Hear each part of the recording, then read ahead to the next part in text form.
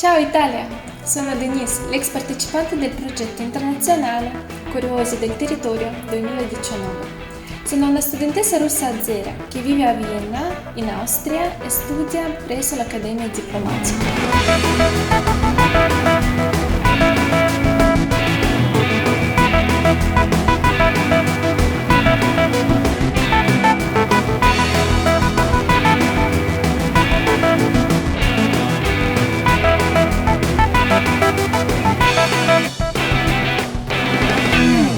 A parer mio, il governo austriaco ha agito in maniera responsabile e tempestiva. Secondo le statistiche, 16.093 sono risultati positivi al coronavirus, 14.471 sono guariti, mentre 628 sono deceduti.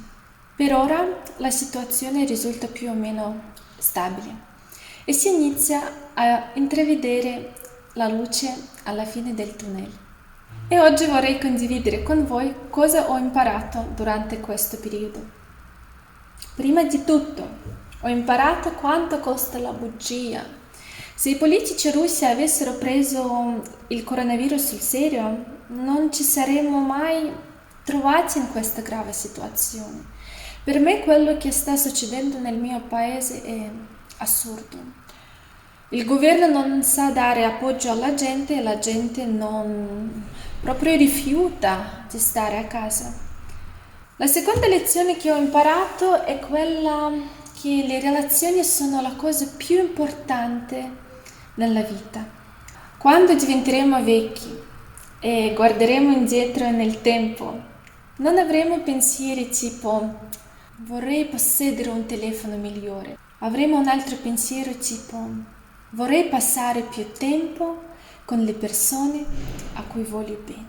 Infine, il tema clima. Con il lockdown abbiamo visto che c'è ancora speranza. Possiamo ancora salvare il pianeta, dare un futuro alla prossima generazione.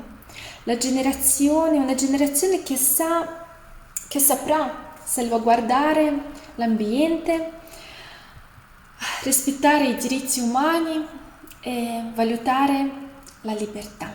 Un bellissimo esempio delle persone che vengono da 7 paesi e che si trovano benissimo in uno stato straniero siamo noi, curiosi del Friuli Venezia Giulia del 2019. Siamo l'opposto di quelle scimmie, famose scimmie che non vedono, non sentono, non parlano. È un esempio di come popoli possono aprirsi e conoscersi.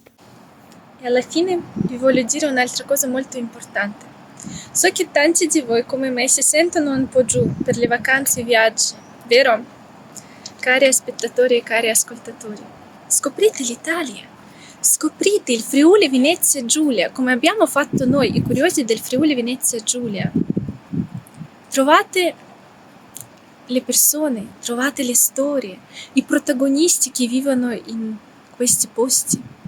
Fate l'ecoturismo o il turismo enogastronomico. Io passerò le vacanze qui. E scoprirò Vienna, scoprirò Austria. Comincio da bella Vienna, giovane, storica, misteriosa come sempre. Per ora vi dico Majora Prevont, statemi bene. Un abbraccio forte e virtuale da Vienna.